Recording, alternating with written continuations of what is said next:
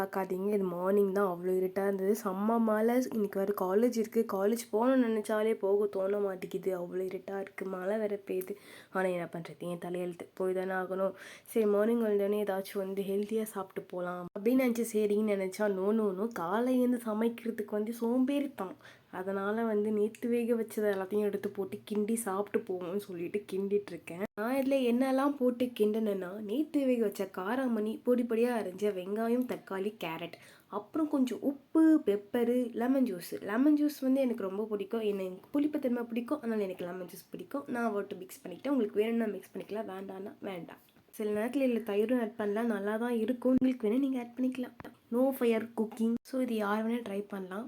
என்ன மாதிரி பேசிக்காக சோம்பேறியாக இருக்கிறவங்க கண்டிப்பாக இதை ட்ரை பண்ணலாம். அவருக்கும் பெரிய உயிர் சேதமாகாது இந்த மாதிரி சமைச்சா. ஸோ கண்டிப்பாக ட்ரை பண்ணி பாருங்கள். நான் கடைன்னு சாப்பிட்டு கொடுக்கணும் காலேஜுக்கு ஓடணும். காலேஜுக்கு போகணுன்னு என் ஃப்ரெண்ட்ஸ்லாம் சாப்பிட்டேன். எனக்கும் சாப்பிட்டு டெம்ட் ஆச்சு. ஸோ நானும் சாப்பிட்டு படிக்க ஆரம்பிச்சேன். என் ஃப்ரெண்ட் டிஃப்ரெண்ட் பாக்ஸ் ஓப்பன் பண்ணணும், நம்மளுக்கு சோறு தான் முக்கியம் சொல்லிட்டு சாப்பிட உட்காந்துட்டோம். நல்லா சாப்பிட்டு சூப்பராக எக்ஸாம் எழுதிட்டு வீட்டுக்கு போகலான்னு ஆனந்தமாக கிளம்புனா அவங்க இந்த தாம்பரத்தில் தான் இறக்கிட்டோம், வீட்டில் விட மாட்டோம் அப்படி சொல்லிட்டாங்க. சரி ஓகே, இங்கே எங்கே இறக்கி விட்டாலும் நாங்கள் ஃபன் பண்ணிட்டு போவோம்டான்னு சொல்லிட்டு நாங்கள் போயிட்டு சாப்பிட போனோம். எப்பவுமே நம்மளுக்கு சோறு தான் முக்கியம். அங்கே ஸ்டேஷனில் வந்து சாம்பாரை விட நல்லாயிருக்கும் சொல்லிட்டு சொன்னாங்க. எல்லாருக்கும் என்னென்ன வேணுமோ அதெல்லாம் வாங்கிட்டு நாங்கள் ரொம்ப நிறைய ட்ரெயினுக்கு வெயிட் பண்ணிட்டு இருந்தோம். ஆனால் கடைசி வரைக்கும் ட்ரெயின் வரலை.